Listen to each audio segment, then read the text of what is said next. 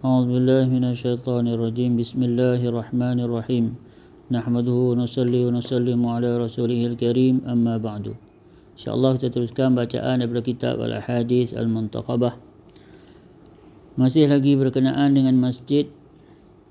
Hadis yang seterusnya. An Abi Hurairah radhiyallahu anhu anin Nabi sallallahu alaihi wasallam qala inna lil masajidi autadan al malaikatu julasa'uhum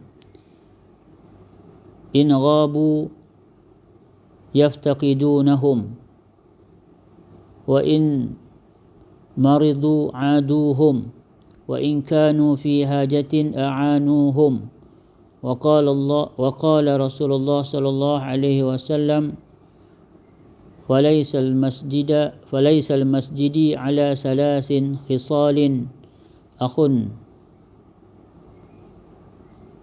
وقال صلى الله عليه وسلم جليس المسجد على ثلاث خصال أخ مستفاد أو كلمة محكمة أو رحمة منتظرة رواه أحمد.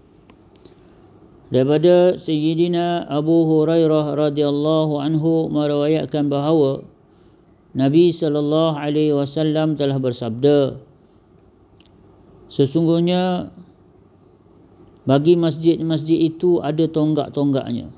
Sesungguhnya bagi masjid-masjid itu auta dan ada tonggak dia, ada pasak dia. Maksudnya ialah orang yang selalu berkumpul di dalam masjid.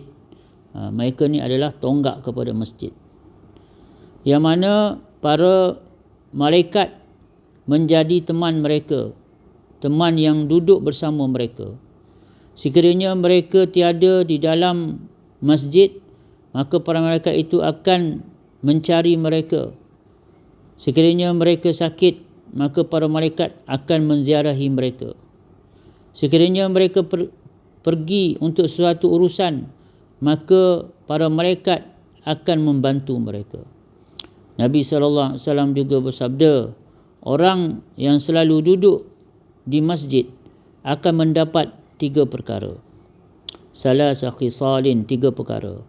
Pertama, teman yang akan memberi apa-apa manfaat agama atau dapat mendengar apa-apa kata-kata hikmah atau mendapat rahmat Allah yang sememangnya sentiasa dinanti-nantikan oleh setiap orang yang Islam. Hadis riwayat Imam Ahmad. Jadi dalam hadis ini Nabi SAW bagi tahu orang yang selalu duduk dalam masjid, orang yang selalu banyak masa, habiskan masa berkumpul di masjid ini, mereka ini adalah tonggak masjid. Mereka ini adalah pasak kepada masjid, autad, pasak masjid. Dan untuk mereka ni sangat istimewa. Yang pertama sekali, malaikat akan jadi kawan mereka. Malaikat yang akan duduk-duduk dengan mereka. Sebab mereka selalu duduk dalam masjid. Masjid ini suasana malaikat. Maka malaikat yang akhirnya akan jadi kawan. Yang mana kalau dia sebagai kawan lah. Bila mereka tengok, tak adalah orang ni, maka mereka akan cari. Malaikat akan cari. Macam kita lah kan. Tengok kawan kita tak datang. Apa hal ni kan? Kita akan cari. Dan jika dia dapat orang tu sakit, mereka akan ziarah dia. Memangnya dia kawan rapat sungguh ni. Dan apabila mereka ni pergi untuk menunaikan satu-satu urusan, malaikatlah yang akan menjaga, yang akan membantu. A'anuhum, yang akan menolong. Jadi cuba kita bayang, kalau satu orang Islam, satu orang Muslim, malaikat membantu segala urusan dia, menjadi kawan dia, maka orang tu akan jadi satu orang yang sangat hebat. Bayangkan kalau katalah semua orang Islam ini menjadi ahli masjid, menjadi pasak tonggak masjid. Maknanya setiap orang Islam ini, setiap pekerjaan mereka akan dibantu oleh para malaikat. Dan sebenarnya inilah apa yang telah terjadi kepada masyarakat ataupun generasi para sahabat Nabi SAW. Mereka ni semua 100% ahli masjid. Maka apa telah jadi? Seluruh urusan mereka telah dibantu oleh Allah, dan malaikat akan menjadi pembantu-pembantu mereka. Jadi ini yang kita nak kan. Sebab tu mereka dulu, orang dulu hebat. Apa tak hebat? Malaikat jadi kawan mereka. Hari ni orang kalau dapat berkawan dengan jin pun dah orang kata hebat kan. Ini apa lagi, malaikat akan jadi kawan. Hari ni orang sanggup bertapa dalam gunung, dalam gua, nak berkawan dengan jin je kot baru. Tapi dengan kita selalu pergi ke masjid ni, betapalah pergi masjid, selalu kumpul-kumpul kat masjid, selalu berada dalam masjid, iktikaf masjid, memakmurkan masjid, ulang-alik ke masjid, maka Allah akan jadikan malaikat-malaikat sebagai kawan-kawan lepak kita. Julasa'uhum, teman yang selalu duduk-duduk dengan mereka. Dan Nabi SAW beritahu pula, orang yang selalu duduk dalam masjid ini jalisul masajid. Orang yang selalu duduk dalam masjid, dia akan dapat 3 perkara. Yang pertama, dia akan dapat ialah akhun mustafad, kawan-kawan, saudara-saudara yang memberi faedah kepada dia. Faedah agama terutamanya, manfaat agama. Duduk dengan orang baik-baik. Dalam masjid dia akan dapat kawan yang baik-baik. Dia akan dapat orang yang akan memberi manfaat kepada agama dia. Yang kedua, dia akan dengar perkataan-perkataan hikmah, perkataan-perkataan yang bermanfaat, perkataan-perkataan yang sangat-sangat boleh menjadi panduan. Dan yang ketiga ialah dia akan yang ketiga ni ialah rahmah. Dia akan dapat rahmat yang khusus, rahmat muntazirah yang sentiasa ditunggu-tunggu, dinanti-nanti oleh setiap orang yang beriman. Jadi insya-Allah, dan cuba kita sekali lagi alur pemikiran kita cuba fahamkan.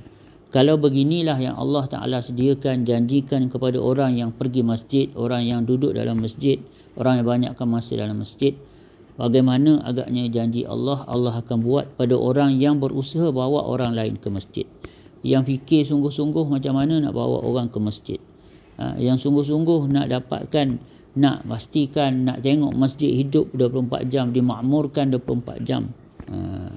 Jadi semoga Allah SWT bagi taufik untuk kita faham, kita dapat amal dan kita dapat sampaikan insya-Allah. A'udzubillahi minasyaitonirrajim. Bismillahirrahmanirrahim.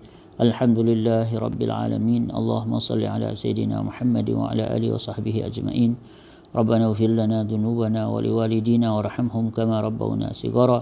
Ya awwalal awwalin, ya akhiral akhirin, ya zal quwwatil matin, ya rahimal masakin, ya arhamar rahimin. Allahumma ya Allah, ya Tuhan kami, Engkaulah Tuhan, tiada Tuhan melainkan Engkau ya Allah. Wahai Allah, Engkau yang maha melihat, maha mendengar, maha mengetahui. Maka pandanglah kami dengan kasih sayang-Mu, pandanglah kami dengan rahmat-Mu. Wahai Allah, kami sangat-sangat memerlukan rahmat-Mu ya Allah. Rahmat-Mu di dunia, rahmat-Mu di akhirat nanti ya Allah. Wahai Allah, ya Tuhan kami, dengan kasih sayang-Mu yang melimpah ruah, dengan segala rahmat-Mu yang meliputi segala sesuatu, dengan segala keampunan-Mu yang menggunung tinggi ya Allah. Wahai Allah, kami mohon keampunan daripada-Mu ya Allah. Ampunkanlah kami dengan berkat bulan Ramadan ini, keampunkanlah kami ya Allah. Ampunlah setiap dosa kami yang kecil, yang besar, yang sengaja, tak sengaja, yang kami tahu, yang kami tak tahu, yang tersembunyi, yang nyata ya Allah. Wahai Allah, ya Tuhan kami, dengan berkat Ramadan ini juga ya Allah, Kau berilah kami taufik yang sempurna untuk kami menjadi autadul masajid, untuk kami menjadi tonggak-tonggak kepada masjid. Dan bukan itu saja ya Allah, sudilah ya Allah, terimalah kami ya Allah untuk menjadi asbab orang lain pula menjadi autadul masajid. Wahai Allah, semoga dengan itu ya Allah, pada akhir pertemuan kami dengan-Mu nanti, di hujung perjalanan dunia kami ini nanti ya Allah, bila kami kembali kepada-Mu, Kau sambut kami dengan penuh dengan kasih sayang, Kau ampunkan dosa-dosa kami, dan Kau redai diri kami ini ya Allah. Rabbana ja'alna muqimis salati wa min dzurriyyatina rabbana taqabbal du'a. Rabbana ighfir lana wa liwalidina wa lil mu'minina yawma yaqumul hisab. Wa sallallahu ala sayidina Muhammad wa ala alihi wa sahbihi wa sallam. Subhana rabbika rabbil izzati amma yasifun wa salamun alal mursalin walhamdulillah.